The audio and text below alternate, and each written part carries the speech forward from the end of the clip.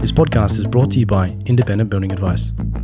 IBA acknowledges traditional owners of the land and waters this podcast is recorded on.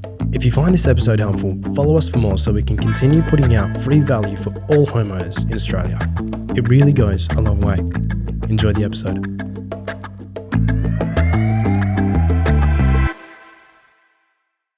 Welcome back to the Home Building Podcast. Today we're talking about a really popular topic, which I think people are really going to be interested in. And we're going to talk about concrete. We're going to talk about aggregate in your home. We're going to talk about having concrete as your benchtops. In fact, we've got a very excited man here with Ty from Firm Concrete, who's going to be talking to us about his knowledge, which is supreme, on everything concrete. So welcome aboard, Ty. Yeah, thank you, mate.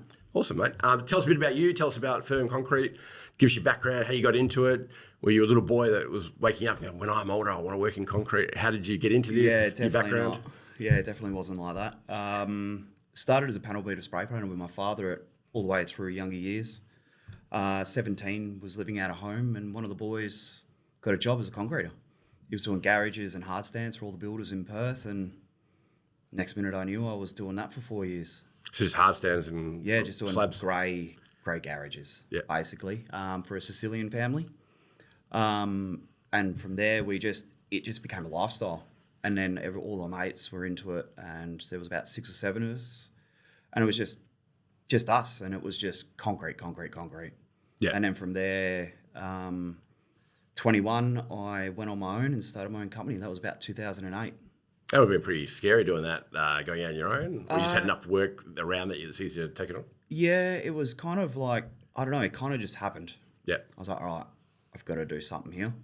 And basically, back then, there was just so much housing going on. Yeah. You know, you had PR Waters that was just starting, Baldivis, Content Living, and all these other builders were going crazy. And we used to just chase their supervisors' cars around. Yeah. And follow them. And we used to call it stalking, and we just chased them until we could get them and give them a business card. And so they gave you work through fear? Yeah, pretty much, yeah. Please go away, go away. Yeah. Please leave me alone. Yeah. And basically, it was just, give me one job. After one job, if you don't like us, get rid of us. Yeah. Great way to do it. 6 months went by, and I had 6, 7 guys working for me, and we were doing 30, 35 garages a week. Wow. And it just went from there, and then I kind of got bored with the garages scene, and then started moving into decorative. I wasn't able to get anyone to teach me. I kind of rang a guy. I seen his sign on the side of the street, and I rang him, and he told me over the phone, and one of my mates bought a house, and next minute I just said, I'll do your driveway, cost, but I've never done it. And he gave me the shot, and we did wash ag for the first time. Yeah, wow. Just through the guy telling me on the phone, look, was it perfect? No, but you got to start somewhere. Did we start somewhere? Yeah. And you're the right price. And he was happy. He paid costs and got a driveway. Yeah. So, yeah. And then from there, it was just learning the mistakes, learning what worked, what didn't work. And then from there, it's just moved from everything decorative and in-situs and all that sort of style, basically. So I think we're 17 years in business now. Yeah, well, mate, that's amazing. So, yeah, absolutely. Yeah, and that trial and error, and that is often the best way to work. That didn't work. What worked? It did. And that tweaking makes it work eventually. In the end, when you go, okay, now I've got this to a format. I know what works, what doesn't work. Yeah, well, back then there's no podcasts or YouTube or anything to watch. It was like go out, make a mistake. All right, don't do that again because it didn't work, and then find solutions.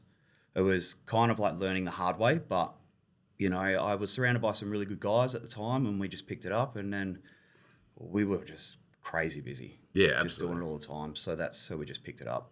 Amazing story, mate. Yeah. And then now you're killing it. You got your office here at Homebase, and we got the display here, which is nice with Geostone. Yeah.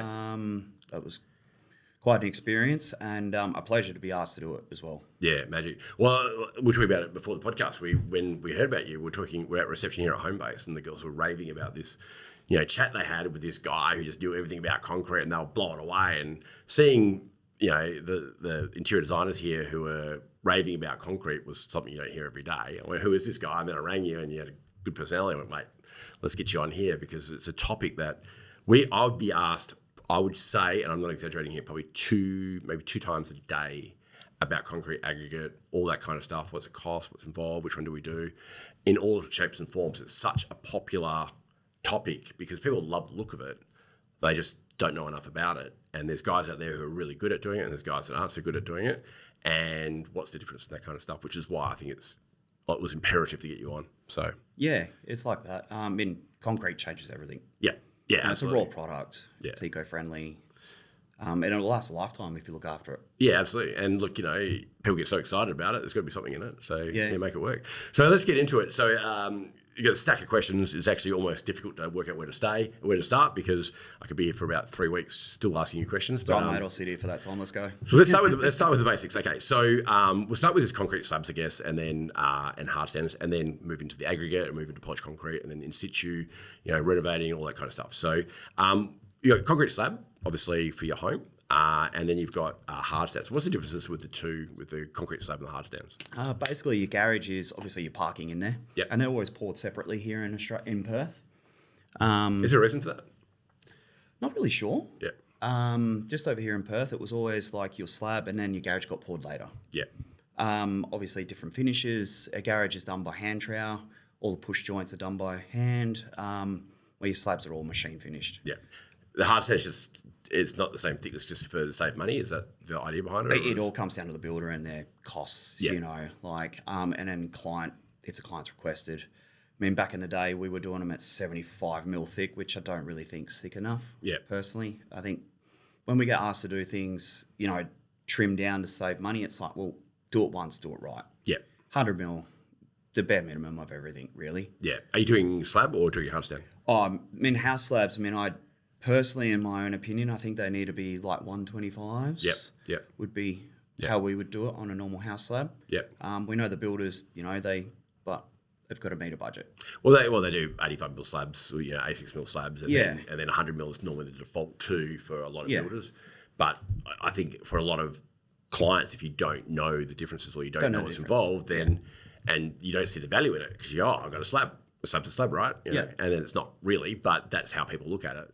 And that cost difference, is it worth it, or am I better off getting a better dishwasher or fridge with that money? And that's sort of how a lot of people look at it. Because I think a lot of people get overwhelmed with building. There's so many choices, so many things included, that we often get it where people go, air conditioning's included, great. Or reverse cycle electrician's included, great. Yeah. There's a pretty big difference with air conditioning of which is which. And if you just tick a box saying, concrete's included, slab's included, great. But someone like yourself goes, well, there's a big difference there with how it's done. Yeah, well, you've obviously got your mesh and your concrete. Everything's different. Yeah. As I said, it's do it once, do it right. Yeah. You got to live on this thing. You got to live in it. So you want it done the right way. Yeah. That's not to say that doing an 85 is not right. If it's done and installed and prepped right, it will last a lifetime as well. Yeah. Well, that's it, though. It comes down to the build and attention to detail. Yeah. Yeah, absolutely. But that's probably not so much the podcast focus. It's more about the other cool stuff about it. So let's talk about aggregate. So aggregate is obviously a concrete finish on a home. What are the different types of aggregate that people can do? What sort of price roughly are they looking at per square metre? This is 2026, by the way. Prices do change as a rough sort of guide. But you've got, what type of aggregate have you got? I'll get you to say it. What type of aggregate options have they got out there? Well, obviously, we mainly use the Geostone range, which you've got all your whites and your creams and the greys, which are really popular. The white is super popular at the moment. Unfortunately, it's limited stock because they can't get enough cement. But I'm just about to do polished concrete in my house, by the way, which we'll hit you up with later. But just FYI. But yeah, so okay, so go through that. So you got got your washed ag, you got your washed ag, your honed, and generally we always push clients to go with washed ag on our driveway. Okay, can you walk us through what washed ag is and honed and so forth? Yeah. So basically, it's a decorative mix that we get from a supplier. We trowel it all, finish it all, but what we do is we add a retardant agent to the surface. A lot of people want a light wash or a medium wash. Usually in the residential market, it's kind of like a medium wash, which is really long lasting, which is great. What is a wash? What do you mean by that? So we wash it off. So basically we put the retarder on the top and it stops the top 4 to 5 mil from actually setting. Boys will come back next day and they high pressure clean it off. Yeah. And that's what reveals all the stone. Gotcha. And that's an exposed stone. That's the exposed stone. Yeah. So basically the difference between a concreter and a decorative concreter is the guy that knows how to leave the stone at the surface and not leave what's called footprints, bar marks, bull float marks, all those imperfections. Generally what you're paying for is the quality of the guy that's doing the install and his knowledge of probably how many mistakes he's made in the past and learnt from those mistakes. Absolutely. So why are you suggesting an exposed, being the stone's more basically exposed? Is why would you suggest that for a driveway and things like that? Because generally, one, they do look better when they're a little bit more exposed than the really fine stuff. Yeah. You've got to think about it's a raw product. So going for a full light wash, it's quite hard to make sure you get that right, nice, even base. Yeah. You know, you're talking 1 to 2 mil, you can actually notice a difference. Yeah. But then when you go that little bit deeper, you can't pick it up with the eye. Yeah, gotcha. And that's what the residential market really likes. Yeah. But then you go to commercial and it's all about just as light as possible. Yeah, gotcha. Yeah. So if someone's at home, that you're saying washtag gives you that exposed look, and it's a better look for it. Yep. And the exposed will give you a better grip in that, really, for walking on it in wet weather and things like that. Yeah, 100%. You'll get a P3 rating, which, P3, P4, which is not needed in a household, but in a commercial space it is. But you probably wouldn't want to kneel on it while you're working on your car. No, you definitely don't want to be kneeling on it. And if you've got little girly feet like me, you don't want to walk on it without your thongs. Yeah, absolutely. Well, we actually made a mistake. We actually put it in our fresco area. Yes. A while ago when we had little kids, and I had a builder come out.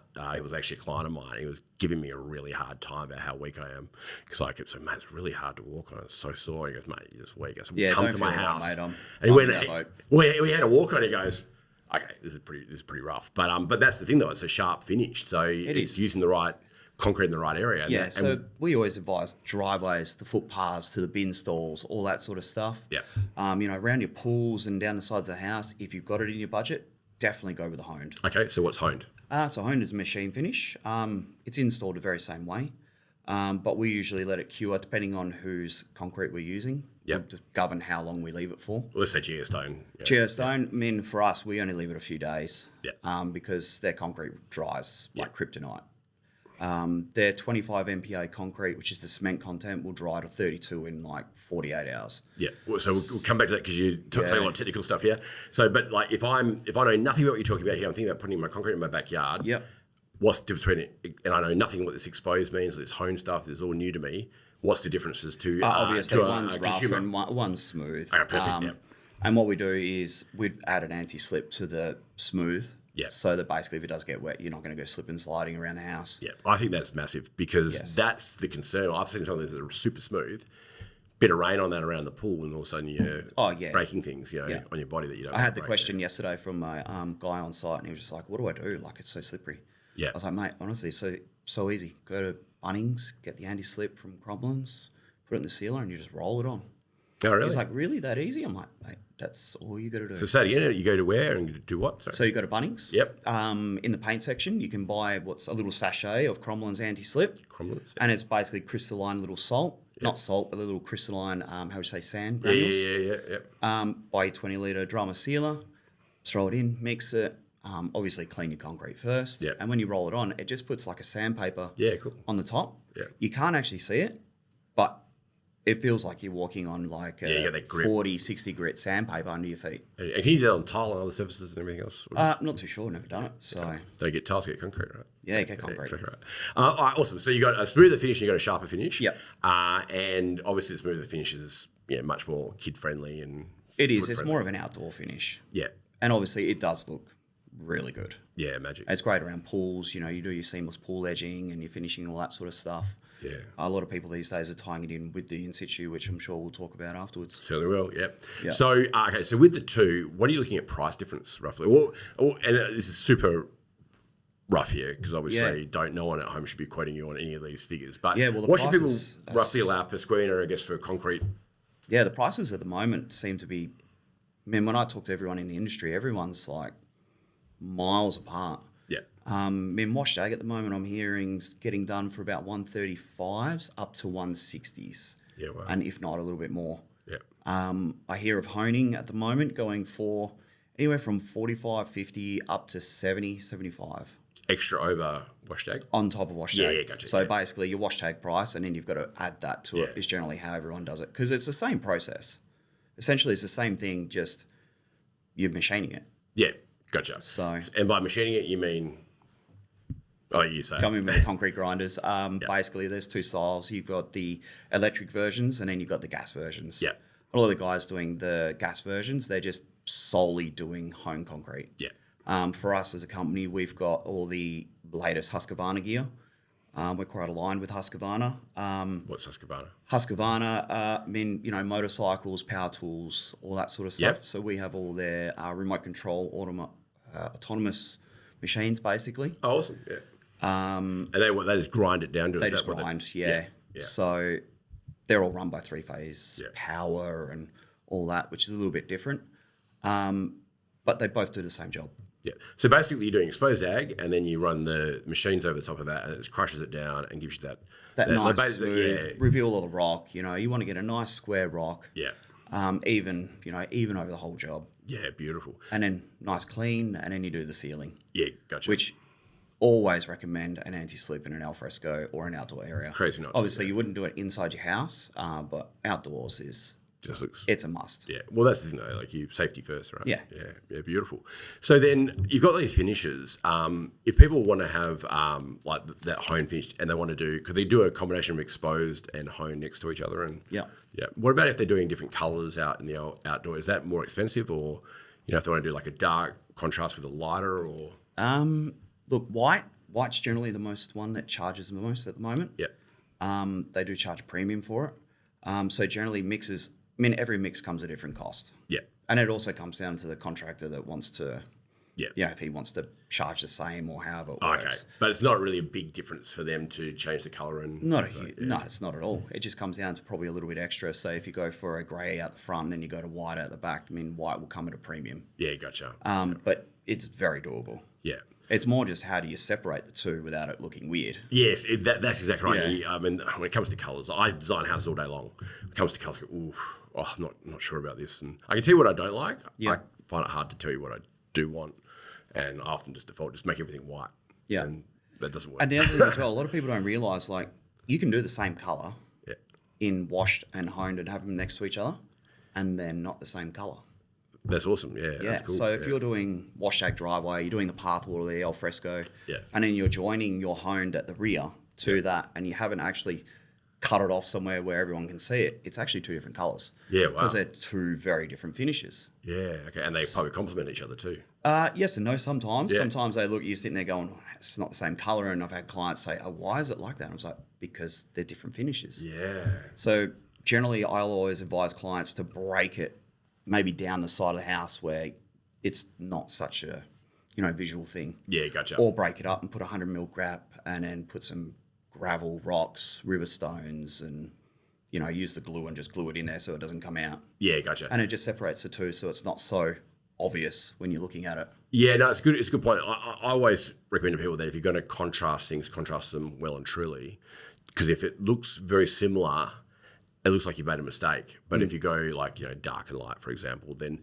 it really shows that you're not like you don't run the risk of actually looking like you've just made an error. It looks like I've purposely done this. But that's where interior designers come into it to help you out with all that kind of stuff as well. So what are some of the mistakes that people, or what makes a big difference between good aggregate that people do, some people doing a good job and a bad job? Like what separates the not so good and the good?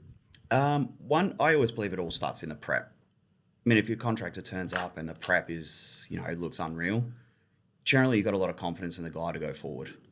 If you turn up and the prep's half-assed, the sand hasn't been done correctly, the mesh is barely tied, you haven't got chairs under your mesh, things like that. Chairs under your mesh? Yeah, so using plastic cradles basically to lift your mesh up into what we call a 40 mil top cover. So if you've got 100 mil of concrete, your chair will come up to 60 mil, and then you've got 40 mil cover.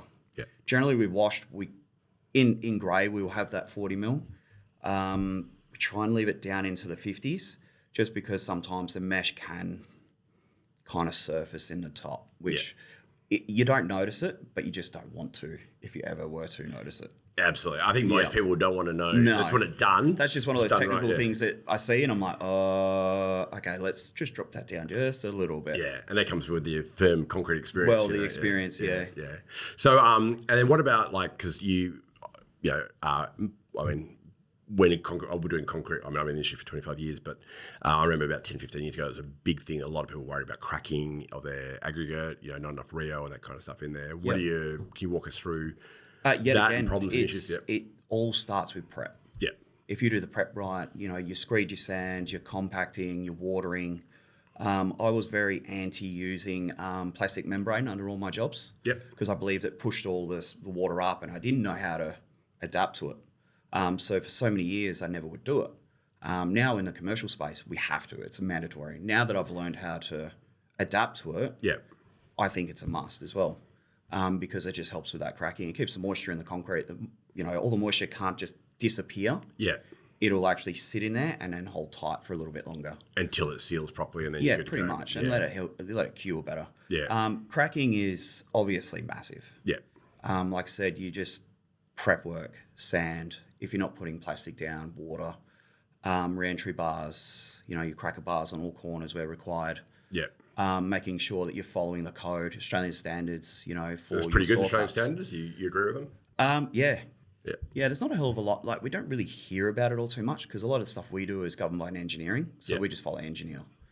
But realistically, if I follow the Australian standards, then It's pretty safe. Yeah. it's safe. Yeah. I guess it's where you see the price discrepancy with what people are charging. Hey, the cheapest guy, why isn't it as good as the more expensive guy? Yeah. But like I said, and cracking, I've had concrete at my own house. Yeah. And, it's your own house. Yeah. I always told my boys, if you wouldn't do it at your own house, don't do it at someone else's. Great philosophy. And guess what? I've got a crack in my house. Yeah. It happens. Yeah. You can't control the building. You can't control everything. So I agree with that. I say to all clients, you're going to have polished concrete, and we'll get more into that in a second. There's probably going to be cracking. In fact, you have to default in your mind that there's going to be cracking. And if it doesn't, great. Yeah. But accept it. It's the kind of product you've got there. Because I've spoken to a lot of people over the years, and they go, "Oh, mate, definitely won't crack. 100% won't crack."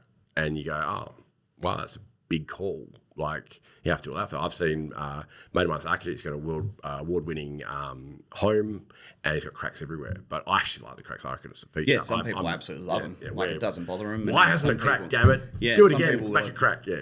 Lose their mind. But I always say to anyone when they're asking if for a quote or anything like that, and you can tell that they're a bit on the cracking side. It's like, listen, if cracking is an issue for you, like, we do everything we can.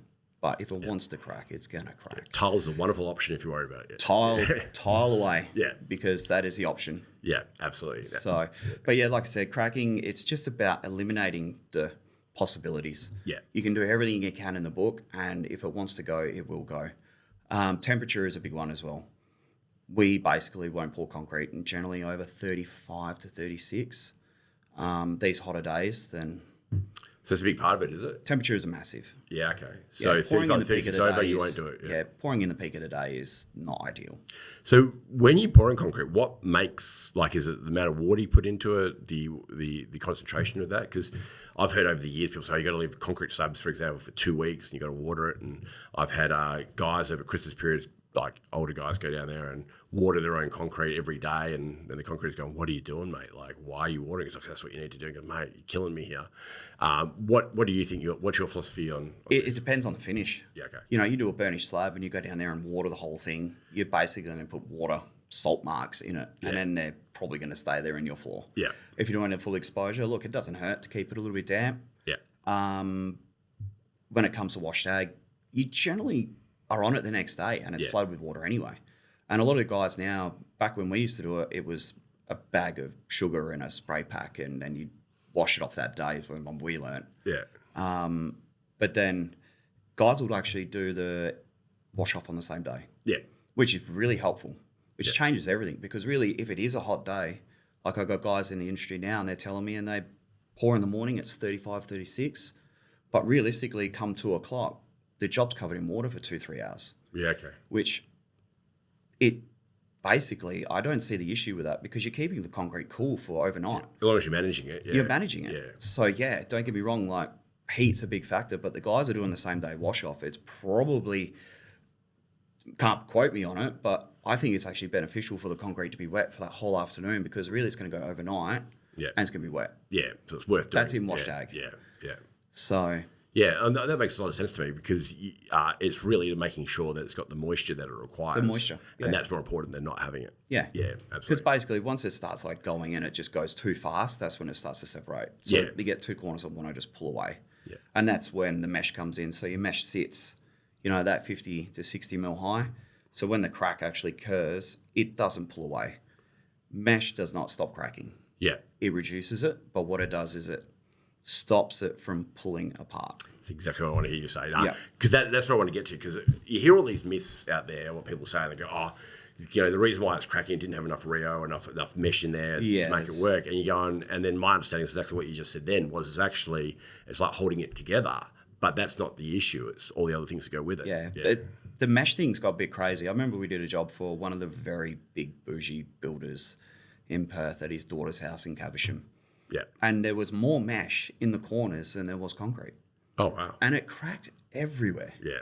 Absolutely everywhere. That's a fundamental And it's like, misunderstanding. you're trying to explain to this guy, and knows everything in the world. It's like, you need to have some concrete in there. You can't just have all this steel. It's not going to hold it together, mate. Yeah. No, and that makes sense to me because I was going, really? Like more steel? Like you're going to have 90% steel and it's not going to crack? It doesn't make sense to me. I mean, it's the concrete that's holding it together. Yeah, basically. You've got a good grade steel. Like I said, the re-entry bars are quite important. Yeah. For a lot of years, we didn't use them. And then when I started using them, I was like, it's a must. But that's those years of trial and error that you have that's come together and what the rule book says. And like you said, you couldn't exactly Google it. There was like 4 years, I think, of doing it. And we didn't even know what a re-entry bar was. Yeah. And then all of a sudden we're picked it up and then it was like, all right, cool, this works. Yeah. This is helping. Yeah. This is helping cracks overnight. Like when you got a hot day and the crack overnight, it's like, all right, this is holding it. Yeah. Yeah. This worked, this didn't work, and eventually you get there. Yeah. So you mentioned burnished slabs. So what is that? That's basically comes down to the grade, how would you say, the guys doing slabs, really. Yeah. It's a bit of a fine art. So someone who has no idea what that is, how would you describe a burnished slab to somebody? Burnished slab is basically when they got the helicopter on it and you just absolutely just going ham on it, so basically. You got that swell nice feel, glass. Yeah. But the thing is, a lot of the guys that are doing it, they're the old school guys, everyone can burn a slab. Anyone can stand it with a trowel machine and just for hours and hours and hours until it's burnt. Yeah. The key with burnished finish is to not only achieve that finish, but it needs to be flat. Yeah, so it's a burnt sort of finish for people. But it's flat. Yeah. Because you walk into a lot of burnished slabs these days and you walk in and it's like an undulation. Yeah. And you can see it. And it just, in my opinion, I love the finish, but it doesn't look right. Yeah. Can it look right, or does it look right a lot of times? You mean, yeah, it comes down to the concreter. Yeah, there's only a handful of guys that I know in Perth that can really nail it. Yeah, and they're very well sought after. But anyone that says they can do it, you want to see what they've done. Yeah, okay. Because the guy that's just doing home buyers down in the suburbs will tell you he can burn a slab. Yeah. Yeah, but you want how hard can it be? You want to get the guys that know how to install it and keep it flat and burn it nicely. Like I said, it's a fine art. Yeah. A very fine art. I mean, I know enough about it, but I can't do it. Yeah. It's one of those things that has eluded me for years. But I love the fact that you just said, that's not me. Yeah. And that's it, because we with builders and everything else, we judge people by what they say no to, rather than, I'll give it a go. Yeah. That's the fact. Hey, that's not us. We don't do that. There's other guys that can do it better, but hey, we're really good at this, so that's gold. Yeah. When I get something like that, it's basically I bring one of the boys that we work in with. Yeah, that you respect. We've got this job. I need you to come in and make this happen. Yeah. So one of my clients recently with a builder, they wanted to go burnished slab, and the builder said we don't recommend it. They said because it's really prone to cracking, and we also have to change our concrete slab that we're putting over to make that work. Didn't quite understand where they were coming from. That is that right with what you're thinking or your understanding? I mean, realistically, decorative slabs are always done thicker. Yeah. So maybe that's what they were thinking. Maybe we do it a bit thicker. By thickness, you've seen like 1.2. Is that what you're thinking? Or? Yeah. So like 125 on a decorative slab is pretty standard. Yeah. I feel comfortable at about 125. Yeah. But, good grade mesh. And it all comes down to that prep quality as well. Yeah. So is burnish, that makes sense. Sorry, that's a good point. But is burnished more susceptible to cracking or? It kind of is, because really what they're doing on the day is they're just absolutely smashing it. Yeah, they're smashing it. And they're heating the surface and heating the surface heating the surface. Yeah. So, the best way to do it is to do that. I've known in the past we've put poly over the top for a couple of days. Yeah. Just basically brand new roll of poly over the top and then sandbag it all around the top. So when all the moisture comes in, but you don't want to leave it there too long, because what can happen is the sand gets under it, the moisture, and then you get those rings. Yeah. You kind of want to be doing it just to base it. Yeah. And the same with like water. If you're going to do water, you've really got to keep it flooded with water. Yeah, gotcha. Because once the water goes on and then it gets to drying point, that's when you get the salt rings. Gotcha. And they stay in the surface. And once they're in there, they're there. Once they're in there. Because you've got to understand, with burnished concrete, you're relying on the guy that's doing the install to create your finish. Gotcha. And then someone like me will come in and polish it, but all I'm doing is enhancing the surface. Yeah. I'm not taking anything off the top. Yeah. I'm basically just bringing all those Working with what you got, imperfections and bringing in the gloss, hardening it up a little bit more, and using what this guy has, it's an art. Yeah.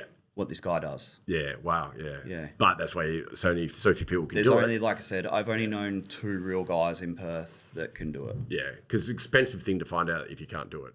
Or It's your builder very can't do expensive, it. Yeah. And it's been we stuffed it up. Have a nice day. Yeah, and as a client, like, it's your, this is your baby. Yeah. And if someone comes in and makes a mess, your heart sinks. You're killing me here. Yeah, Yeah, absolutely. the amount of times that I've had the guys at Geostone call me to go look at these things, and I'm like, man, it's not, you can't polish that. Yeah. Like, it's got to have to be, it's wavy and lumpy, and you can just look down it and it just, you're going to have to cut it and make it flat if they want to stay with polished concrete. Yeah, there you go. And it's not a burnish finish anymore. You're going to see stone. And the look they were going for is now It's gone. wrecked. Yeah.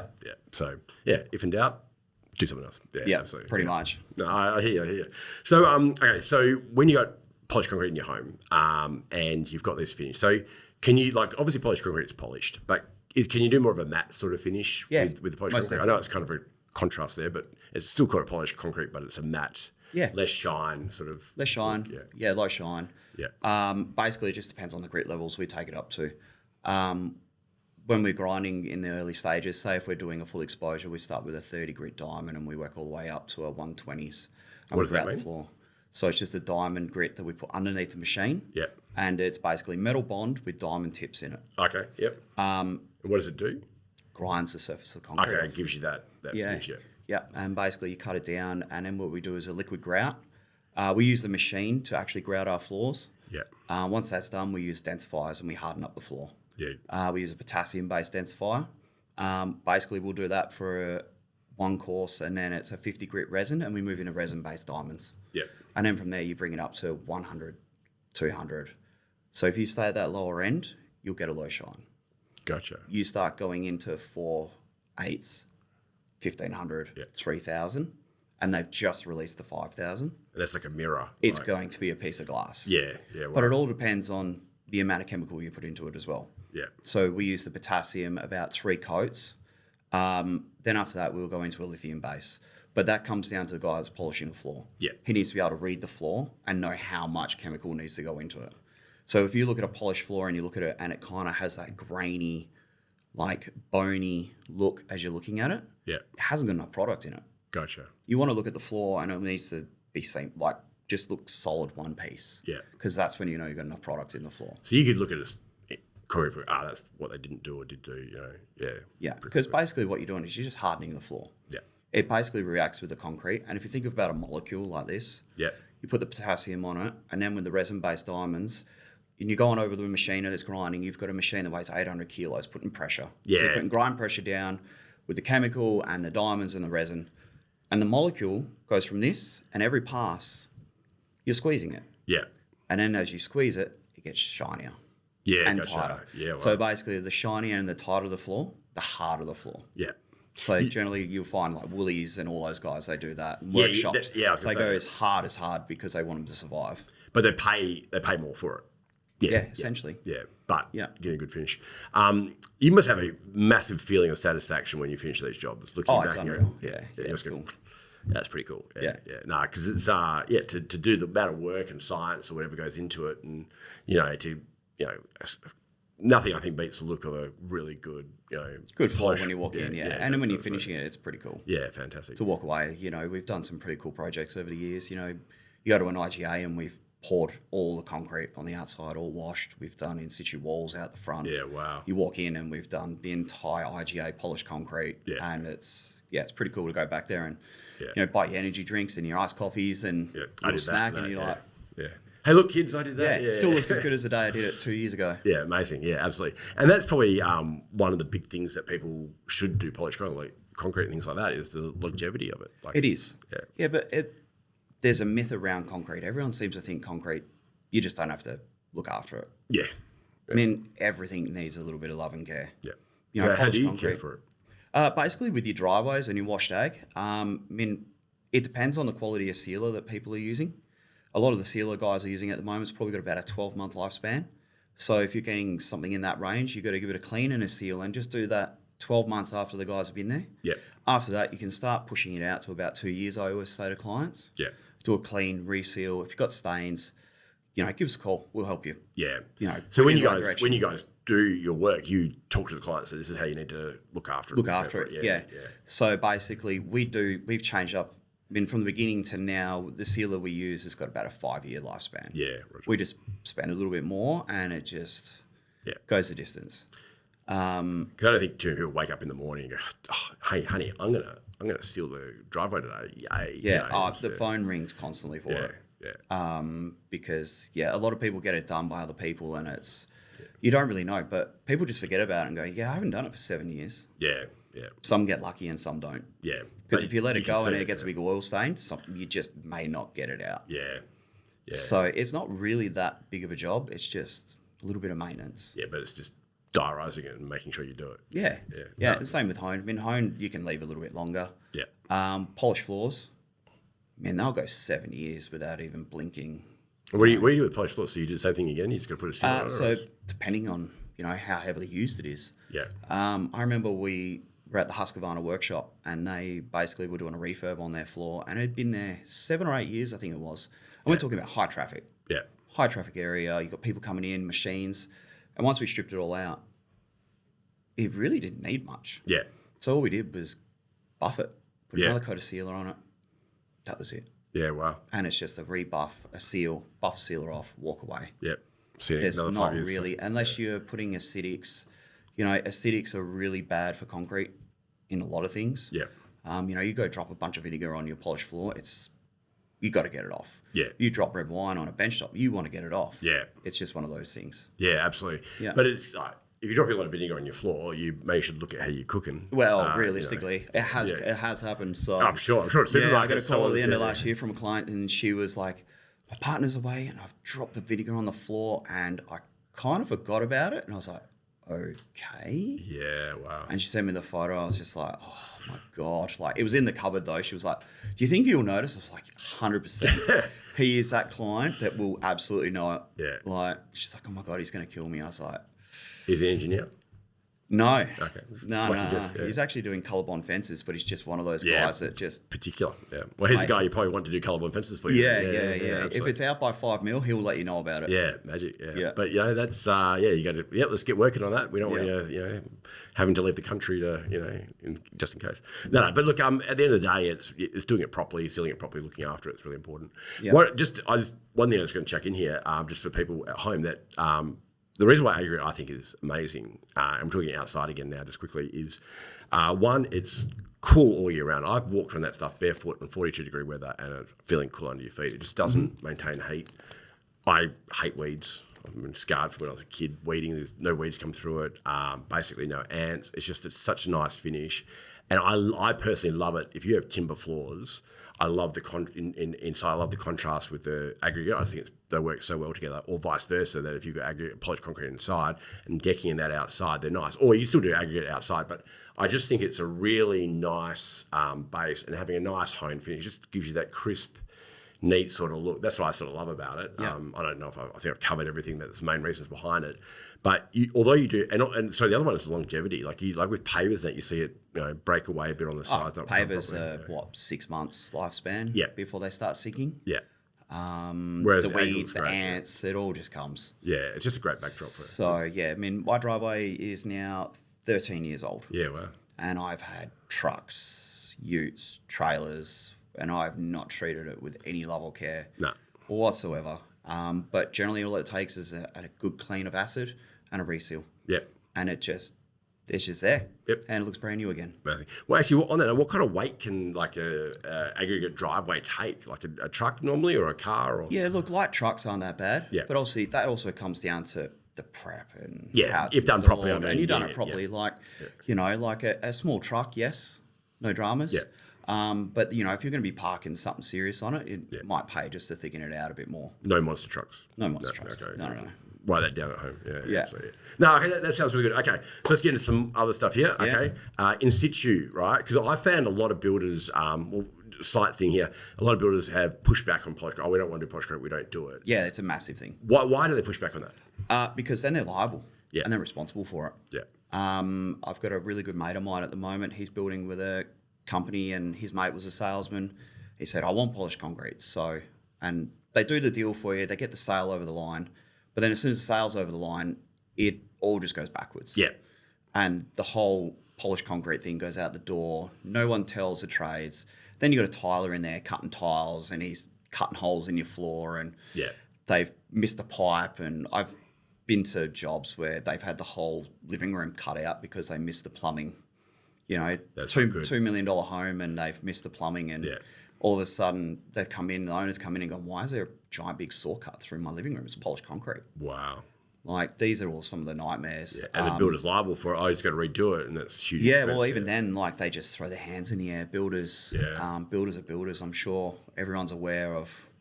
Well, they want to move to the next job, man. They don't want all this hassle. Yeah. So, Yeah, so it's easier for them just to push back on it. Yeah. Especially when they're not making any money out of it as well. So a lot of clients will go direct with polished concrete. Yeah.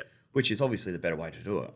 But from a builder's point of view, you can see the complications because now they're going to be responsible for this floor. Yeah. And if one of their trades comes in that's just banging out, you know, whatever, doesn't care, doesn't know, it's going to damage the floor. But with polished concrete, so when you're building a home, should the polished concrete go in before the cabinetry? So basically how we would do it, it depends if you're doing a decorative mix or if you're just doing the grey slab. There's no reason why you can't have, you know, your standard house in the suburbs and polished concrete that you were given.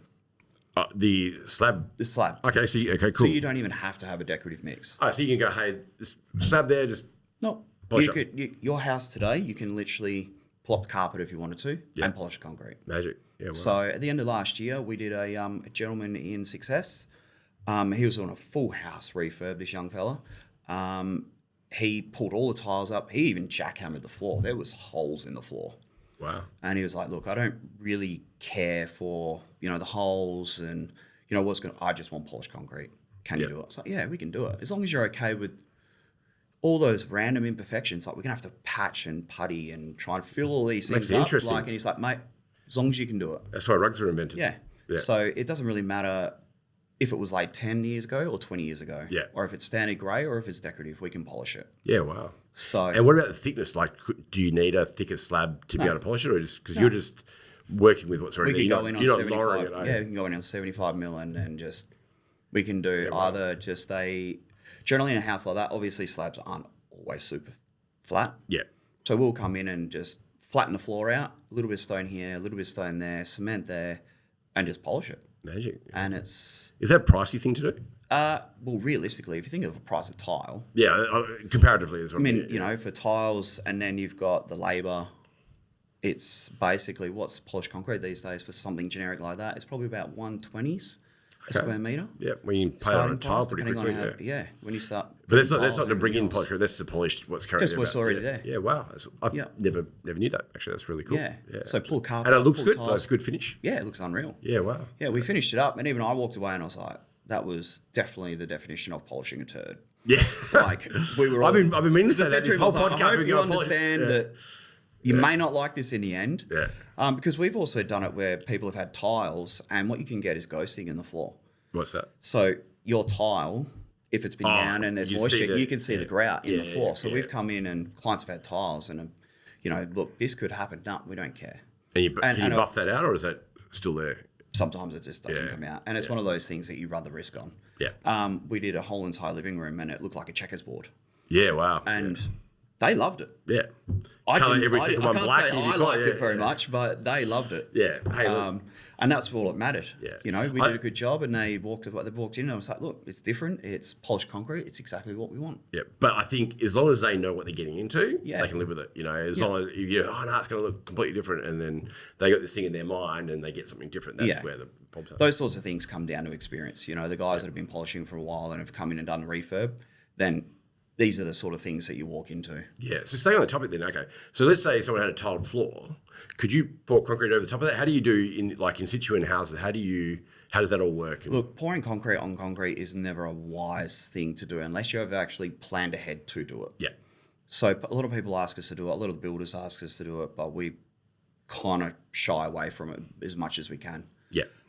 You got to think about it. You got two very hard surfaces that they can't bind. Yeah. They don't stick. Yeah. You can use an agent, basically like it's called mega epoxies and things like that to glue them together. But realistically, But don't. yeah, it's not a good idea because what they do is they move. So okay, so if I'm building a house, and I go, okay, I've got a new home, and I want you, I'm going to go through you, not through the builder, to do the polished concrete. What's the process with the builder? What do they do? What do you do? How does that sort of work? So basically, we would be in contact with the builder. Yep. And make sure we've got the correct mixes by the client. Of the actual concrete slab. Yeah. Yeah. So some clients just want grey, some want white, some want Yeah. Let's say I want a decorative black. slab. Yeah. Decorative slab. So basically, in that instance, we'd have to be contracted by the builder. Yeah. Everyone's just got to.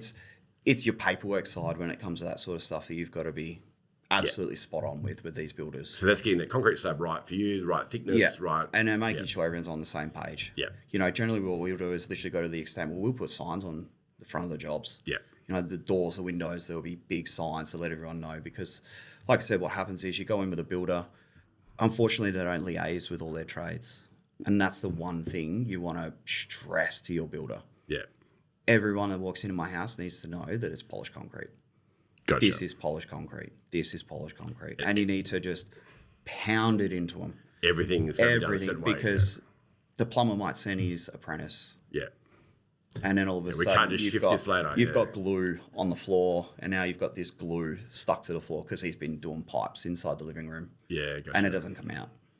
So it's just pounding that. That's the biggest thing, is just making it aware, putting it on the plans, big bold letters, polished concrete floor, signs, just everything you can to let people know that there is a polished floor in there. Yeah, gotcha. And so getting back to my question earlier, so when they're going to do the polished floor, they put the concrete in, then they polish it before or after they put the kitchen? So basically we install it like a normal house slab. Okay. Yeah. So basically at house slab stage, we would pour the slab. Yep. For us, what we'll do is talk to the builder and we'll do a pre-grind. So we'll come in, say if we're using geostone, we'll be back in a few days, pour it, come back. And concrete pour stage? Basically, a few days after we've poured it. Yep. And we'll cut the top off. And that's a full exposure. Yep. We'll cut the whole thing before bricks, anything goes up. We'll hand trowel grout over the surface. Yeah. Like a nice thick layer of grout over the surface. Yeah. Some builders will put core flue, timber. There's scudo board as well. Generally, we've had pretty good success with just the grout. Yeah. If you want to go to the next level, then it's not opposed. Yeah, okay. And then basically what you want to do is get that first cut done because you're getting all the walls, all the little hallways, everything's done. Yeah. If you're doing a surface polish, it's not the end of the world. Yeah. Because you're really not taking much off the surface. Yeah. But if you're doing full exposure, it's 5, depending, 4 to 7 mil off a floor, going through door frames, brick walls. Yeah. You're just tripling the amount of work for the guy on the hand grinder. So don't do this if you want to change things during construction. Yeah. It's going to be Get the pre-grind done first up. Yeah. So get your slab in, get the pre-grind done, then let the builder come in. So it's build as usual from there? Yeah, build as usual from there. And then what stage would you... So basically we request to come in once lock-up's done. Okay, yeah. Before cabinets and, all the finishings. So just before lock-up? Just like locked up, lock it up. Yeah. And then no cabinets and all that sort of stuff. Because really after we finish the floor from there, what have you got? Finishing trades. Yeah. So when you're doing the polishing does it affect windows or anything like that when you're doing that? Or is that something you want it before windows go in? Or No, you want the windows in. Yeah, okay, put the windows in, put everything in, and then tape it all up. Magic. So we'll get the guys in and they'll do a full morning of just masking up windows and protecting everything. Yeah. So the walls obviously doesn't matter because they're not finished. And it is messy. It's concrete. Yeah. Everything in concrete is messy. Yeah. But doing it in a renovation, so that's just polishing the existing slab? Is that the only way you could really do that? Yeah. Yeah. So a lot of the time with those sorts of things, like clients don't even want to go full reveal in there because it is quite costly. Yeah. You're trying to cut through door frames and hallways and you're trying to cut 5-6 mil off an entire hallway by hand. Yeah. It's a timely exercise. Yeah. So generally it's just take a couple of mil off, make it flat and then start polishing. Yeah. Which, you know, it's still a costly exercise in that aspect of doing it the other way. But you still get a polished floor. Yeah, absolutely. Well, in my particular home, which we're going down that path, is I want to do the same colour as, but I guess we can't choose colours, and we're just trying to walk you through as what you've actually got there on the main floor showroom here. Yep. But we've got a tile. People in the 90s that renovated our house, they did, how can we do this in the cheapest, nastiest way possible? And they ticked every box because it's like, I didn't want to buy the house to start with because this is going to be a nightmare to renovate. 7 years later, it's a nightmare. Yeah. But we want to rip all these tiles up and polish it. What would be that process? So you just rip tiles up? Basically, yeah. Yep. You're not really going to get a ride-on. You know, commercial, we get little ride-ons and you can just rip them up in a couple of hours. Yeah. But and so this space is about 4 by 8 metres. Yeah. And So we're going to put a kitchen in there as well. Best place is just for you guys as a, you know, you probably don't have a lot of these things at home. So you just go to a hire company. Yep. You go to your local ones and just tell them what you're doing. Generally what they'll No, do is we'd get you to do it. We don't want to do it. Oh, yeah, you can get us to do it. That's fine. But because people at home will be in a similar situation, because Yep. 40% of what we do is extensions and renovations, and polished concrete is popular. What would be not necessarily for me, but using mine as an example, Yep. it's got one step there and then a 4 by 8 area. What would be the process To pull up the tiles. to get you guys to do it all and things like that? Yeah, so basically we'd just give you a quote, obviously, to do of course. pull up and then redo. So Yep. we'd just basically get a jackhammer. Yep. So rip up all with the a, tiles. with a soft blade tip. You don't want to go in there with a big giant bulldozer tip and put holes in the floor. Yeah. Because really with a tile, once you get under it, it'll come up. Yeah. And you get them on trolleys and you just basically walk through the house and you're just popping tiles. Yeah. All the grout and excess stuff like that's not really huge. We don't need to rip all of it off. You try and get some of it off. But the machines that we generally run are very heavy duty, so we can take a lot of that off. Yeah.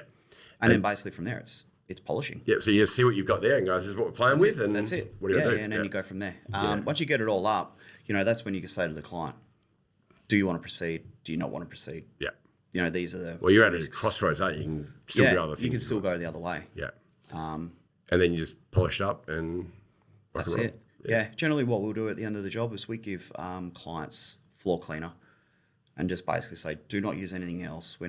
There's no domestos, there's no bleach, there's no nasty chemicals. We give you a conditioner for the floor. It's a pH conditioner and basically it'll keep your floor healthy. Yeah. When you run out, call us. Yeah. Gotcha. Give you some more.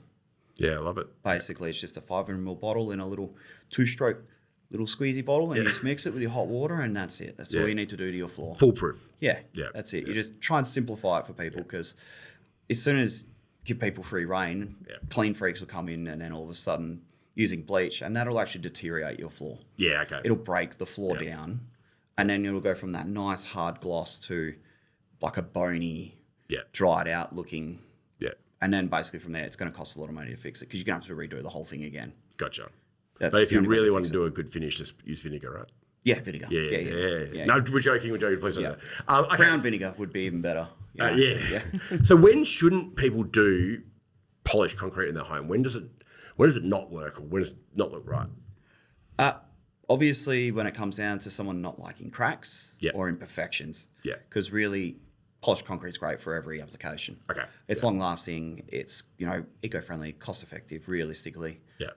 Compared to a lot of the other finishes. It's just mainly if the client can handle it, that's what they want. Yeah. You've really got to know that that's what you want. Yeah, because one of my thoughts was that maybe in a really small room by itself, it may not look that great. It's a lot of, and this is just my own thoughts. So like if you just had like a small study area and everything else is a different material, it might look a bit odd, but that could be the case with any material, I guess. But to me, I think that looks really good on a bigger space. You know, if you had a kitchen meals family, you know, nice space, and that's where polished concrete really comes to its own. It looks fantastic. Well, at my own place. But you've said a lot more than I have. But. Yeah, at my own place, I poured a section in the back corner like 13 years ago, and it was, I want to learn how to polish concrete. So the only time I'm going to learn how to do it is, no one's going to teach me. So I put a 4x4 room up the back. I did white concrete, and I threw glass shards, like splash back into it. Yeah, wow. It's sat there, not polished, for about 6 years. Yeah. Because I just didn't have the time, not even the time, I just didn't have the money to buy the equipment or get into it and the knowledge. And I sat there for so long. And then once I did it, I was like, all right, cool. I'm going to do the other rooms. So the theatre room that was now an office had carpet in it. I ripped all the carpet out and I polished the slab. Yeah. There was no intention ever to do that. It looks unreal. Yeah. Then one of the bedrooms, the dog got scared of the thunder. continued to wheel on my carpet. So I pulled the carpet out, resolved it, polished the floor. Yeah. And it looks unreal. Well, So even in a small room, it looks great. It'd be bloody hard to explain to your friends and that when they come to your house and there's like timber floors everywhere. So well, probably a good the thing you timber have the it, whole yeah. way through. I mean, realistically, if I'd known that at that time, I'd like to do polished concrete the whole way through. Yeah. But we've got, the WA black butt with the polish in the corner, but then you've got the 2 rooms in the corner that have got carpet, and I'm like, it kind of doesn't seem right, but they will get done eventually. It's just fighting time, isn't it? Oh, that will make, yeah. The reason it's taken me 7 years to renovate my home is because I get home and go, I don't want to talk about renovating. Yeah, no. I've been doing it all day, but no, it's good. So so we're talking about flooring. What other applications for concrete? Walk us through different options that people have out there and how to use it. Yeah, well, realistically, the next one's the in-situ stuff, which is obviously going crazy at the moment. Walk us through it. What is that? Obviously, seats, bench tops. Bench tops are really crazy at the moment. Outdoor barbecue areas is massive. Yeah. They are huge. Like just polished concrete walls and things like that. Why is it so popular? Why do people love it? What's the benefits? It just stands out. Yeah. It's a statement piece. Yeah. There's no real benefits, to be honest. They're just a statement piece. Well, they just look unreal. I'll give you some benefits. So one of the big ones is with outdoor barbecues, especially. One, aesthetically, it looks amazing. But but the big one is with outdoor. If you use a normal stone top, like a quartz composite, something like that, it actually weathers really badly. Yeah, right. And you actually need to get an upgraded sintered stone out there, which you can do like a stone that's weathers, but it's a lot more expensive than doing a quartz composite. Yep. You can do basically you can do a deck tin or something like that, which is bloody expensive. It looks great, but they're just not going to, most stones out there you have in a kitchen won't weather outside, whereas the concrete looks awesome. It will last. It's easy to clean, lasts forever. It's basically, like you said, apart from vinegar, you can clean it up if you do it pretty quickly. Yeah. That's why I reckon it's vinegar is popular. only going to damage it if you leave it on there. Yeah. It's like red wine. You leave red wine on anything, it's going to damage everything. Yeah. Like, and that's where I think, that's why it's really popular. Plus it looks hot, man. Like it's cool. Like, yeah, it looks unreal. Yeah, absolutely. And that also, if you have a surface where you put food or something on there, it's pretty protected. So that's why I reckon it's a great alternative if you want to have that nice, clean stone top area at the back there. Yeah. And it's brilliant. And then so you do it, so internal bench tops, you don't actually see them in the past that much. But I think with the issues they've had with stone over the last few years, I think people are looking at other alternatives. Yeah. And a nice concrete slab finish would be amazing. Yeah, well, it looks unreal in a house. Yeah, absolutely. How thick is that normally that they do? Well, it comes down to client preference. I wouldn't do one any less than 100. Yeah. The one that we've done here at the home base was 150. And for me, I like that thick, bold, brand of concrete there that really just highlights it. Yeah, wow. I mean, and you can get any pattern in that? Is that how that works? Yeah, so you do full exposure. You can do your burnish finishes. You can do minimum exposures. You can do your colours, your whites, your greys, your blacks. Yeah. You could do other colours. I don't know how they'd turn out, doing like a burgundy or something like that. I don't know, but look, I'm sure someone's done it. If anyone at home wants to find out, send us pictures. Yeah. But mainly what we get is a lot of full exposure. Yeah. A lot of walls and a lot of seats and a lot of benches and things like that. Yeah, wow, yeah. Mainly in the commercial space. The commercial space is wild for it. Yeah. It's pretty much not bread and butter, but we just do so much of it. And stairs, washed aggregate stairs, honed stairs. Yeah. Is that difficult to do? There's a lot of pre-work. Like I said, my biggest thing that I always push is prep work. Yeah. Everything starts at the base. Yeah. So if you've got a really good formworker, you just, everything's done to the millimeter, double checked, triple checked. Yeah. And with concrete, it weighs, like a 1 cube of concrete actually weighs 2.2 ton. Really? So it weighs that much more. Yeah, wow. So you've got to think about when you're actually building something, if you think, should I add a little bit more? Just add it. Yeah. Just do double, whatever you think. It's not worth the headaches, the dramas, because when it does go wrong, it goes wrong. Yeah. And can you fix it? The tricky part's trying to find the right builder to do the right job. Yeah. Yeah. Like I had a form worker start with us last year, and I said, look, this is what I need you to do. Yeah. It didn't go so well. We've only ever had one wall in the history ever. Yeah. And it was that one. And I tell you what, he still works for me now full time. Yeah. But he has learned his mistakes, and he is absolutely going to be one of the best form workers I reckon around. He is unreal. He's going through that, so he's learned. Yeah, so he learned. He did it once, and then he was just like, right now, I can't. He was only just starting out and beginning. And I said to him, I was like, are you sure? Are you happy? I think it needs more.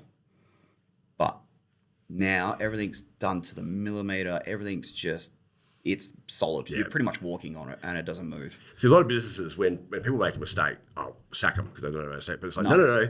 That's going to be your best person. They're not going to make a mistake twice, absolutely. So, the rule as long as they're happy to learn from it. Yeah, in our company, I always say to the boys, if you make a mistake, it's fine.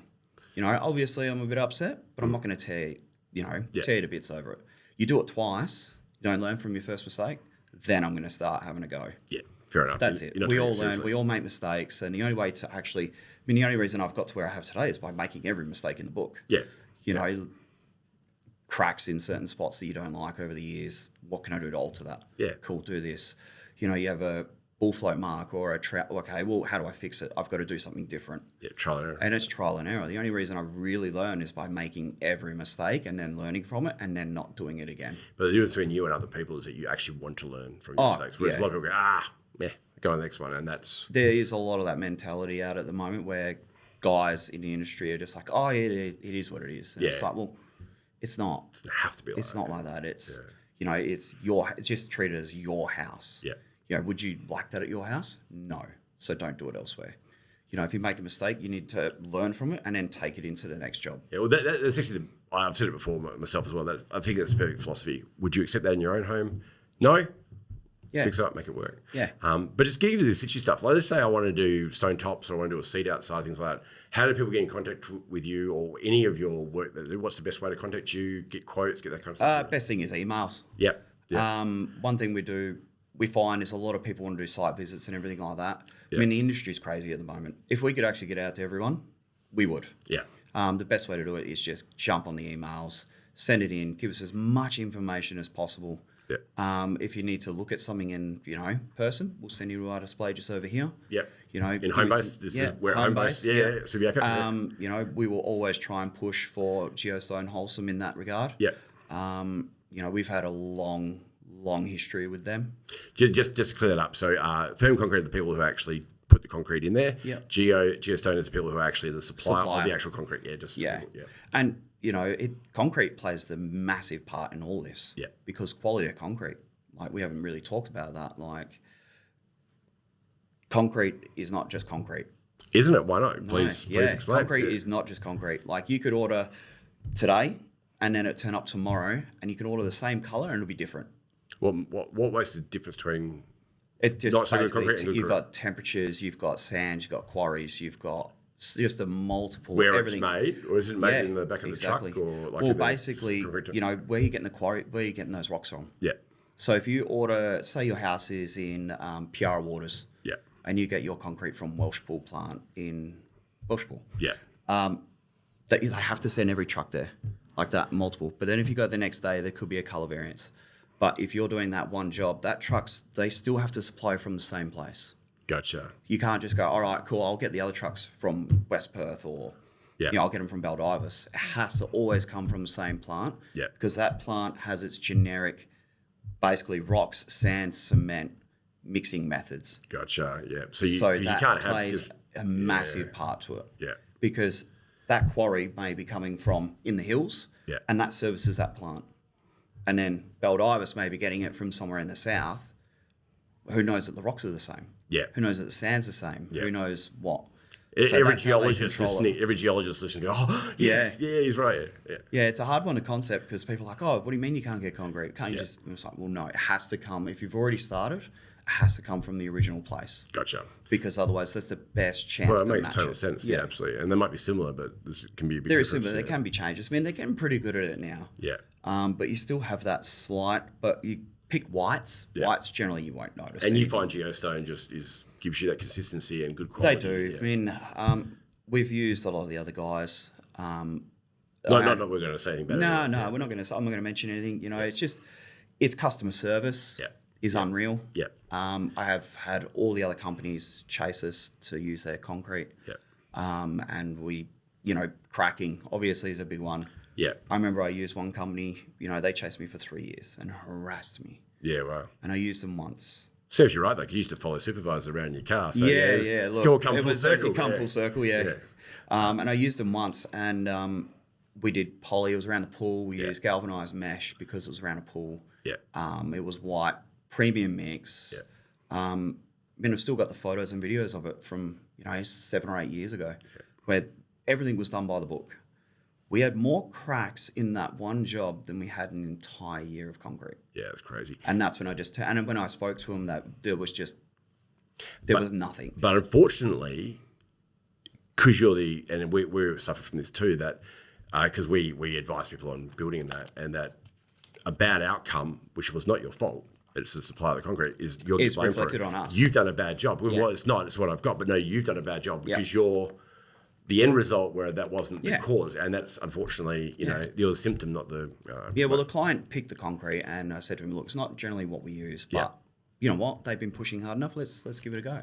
So then, that's good to know, and you're right. That's when you get the experts and you go, "Hey, talk to us about what the best result would be, or who should we go through," and just trust you that if you're saying these guys, we'll use these exactly guys. Right. But let's say I want to have my kitchen renovated and I want to have I want to have concrete top or something like that. Whether they send the plans to you, reach out to you, catch up with you, your team, or how does that sort of work? Yeah. Send all the information through. Basically, our office manager will grab it, send out an email, touch base. Feel free, always give me a call. Yeah. And then we just work through it all. Some applications, I mean, if a house is already existing and you've got finished floors, it can be pretty tricky to try and put a concrete bench in. Cool. We've got to prop off the slab on the inside. Generally, you want to get that done before you start doing floor finishings and things like that. Yeah. Because we do need to bolt into the floor, brace off the floor. There's a lot of formwork involved when it comes to concreting. It's not a 10-second quote. It's not, Like the formwork will probably be there for like 3 days, just 10 hours a day, just trying to make this thing figuring it out. Yeah.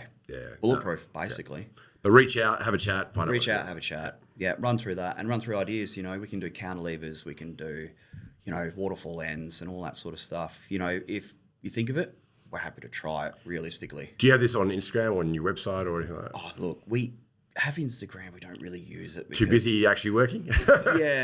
It's, just work, mate. A lot of the stuff, people don't even know that we actually do. Yeah, wow. A lot of my guys that work for me are like, how come we never share any of this stuff? Yeah. Like, you're doing things that no one really would even think of. And then I talk to a lot of the guys that I work with, and no one really has a clue. And then they turn up on a job and they're just like, this is awesome. What the hell's going on here? But that takes time and energy and when you're busy working. But if people want ideas and things like that, can they catch up with you guys and have a chat? Hey, what should we do here? What ideas you got? Yeah, we love all that creative stuff. Yeah, awesome. Hence why we did go into commercial because of the challenge. You're doing a lot of big stuff. You're doing some really cool, intricate walls and in-situ stuff, and you're doing some big pours and all that sort of stuff. But we still love the residential market. Mate, you're certainly passionate about it. Yeah, concrete is life to us. There you go, mate. That's awesome. Now, we're going to have to wind the podcast up. Otherwise, again, it'll be a 5-hour podcast. But a couple of things. One, we have a gift for you. Yep. This is the only one in the entire world that has this because this is our podcast hat. But you're guest number 33, which means that no one else has that same guest number. So beautiful. Wear of pride if you like. Excellent, it's mate. up to Thank you very much. But thank you for coming on the podcast. Really appreciate it. Yep. We have a question we ask everybody. And by the way, just before I get into this, it's firm concrete. If anybody wants to actually learn about concrete for the house, get polished concrete, do aggregate, all that kind of stuff, amazing knowledge as we've just touched the tip of the iceberg. But reach out to you guys. We'll have notes in the description here. But if people like the podcast, obviously, follow us and like it and share it with friends. But question we ask everybody, I don't even know if I gave you a heads up for this one. So I don't believe you did. Okay. It might be in my email down the bottom. But all right, so you're building or renovating your own home. All of a sudden you get a letter in the post from a distant relative you didn't even know existed, and they say, hey, guess what, Ty, $10,000 you can spend on your home. You must spend it on your home. What would you spend it on? Ooh, tricky one. And it doesn't have to be concrete, right? It could be anything, right? So, yeah, well, I've always believed that bathrooms and kitchens are a big selling point in a house. So if they weren't up to scratch, I'd be putting money into that. Okay, it's 10K? Yeah. What part? They won't get you a new kitchen, a new bathroom, right? No, but like I said, like when I built, it was mainly around, what's the first thing you do when you go into a house that you want to buy? You walk in and you look at the ensuite and you look at the kitchen, because they're going to be the two places that you're always going to be in. Yeah. Living rooms, yes, but like kitchen's a big one. I love to cook, so it's the first thing. So I'd probably go with concrete bench tops. There you go. All right. Yeah. Great answer. I love it. Yeah, All right, there pull you go. out what's there and put them in. I figured you might be going with that one, Yeah. but no, Yeah, if they most look definitely. awesome, they look great. Can you pick the amount of stone that's in the concrete in those? Like, because some have a little bit of stone or pier, or can you choose? Yeah, you can the have, amount? like, basically anything you see on the wall in a display, we can create into a bench top. Yeah, magic. Yeah. So you can have the full exposure, the no exposures, the medium exposures. Yeah. Been really popular is obviously the architectural grey. Yeah. The architectural grey is massively hot. Yeah. White is unreal. The only thing we always try and just let clients know with white, anything in white, it's white. Yeah. It's acceptable to stains. Yeah. You know? Well, how does the concrete go with like staining and things like with red wine and things like that? Is it easy to clean? Well, off, it's or- obviously, if you leave it there for a week, it's going to stain it. But if you get it straight away, But if you get it, does it it'll come absorb off. soap or Yeah, anything like that? exactly. No, it'll sit there on the surface. Yeah, magic. Yeah, we use some pretty good sealers on that sort of stuff, and it'll just sit there and puddle Yeah. until eventually it evaporates. But if you get it off, you get it off. That's Yeah, it. You just amazing. wipe it. Loving it. And generally with a bench top, we'll give you the same thing, the pH cleaner to clean all your bench tops. We don't let you use spray and wipes and all But that that's sort of stuff. the same with any stone top or any top. You have to look after it. So. You have to look after it, yeah. works well. And a bench top will last, 7 or 8 years and take an absolute pounding before you have to start looking at it again. Yeah, I love it. Ty, thanks for coming on the podcast. No, thank you very much. Awesome. Thanks, mate. Cheers. Thanks.